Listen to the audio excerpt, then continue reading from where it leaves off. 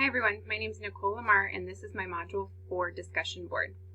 My students' goals were to use complete sentences to answer questions and to add more details to her story, both when she's telling and writing. So I chose to do sequencing, main idea, and suffixes. These are things that we are currently working on and they all align with our Kansas State standards.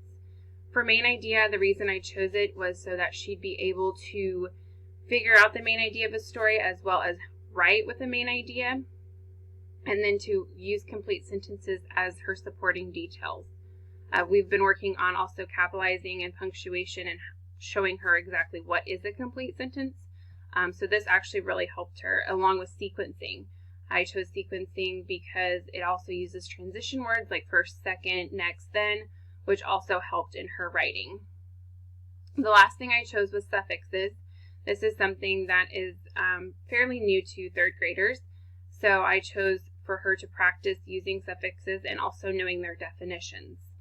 I use UDL practices not a lot in my classroom, but I do have a flexible seating options in my room.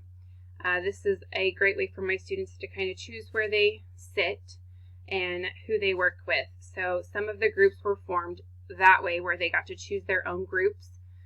Most of the activities were chosen kind of for them, but with the sequencing, they were allowed to choose their own sentences out of the story that we were using and to put them in sequential order when we rotated to the next group. This really helped my students, both my ELL student that I'm doing my learner growth project on, as well as my other students. So thank you all. Have a good day.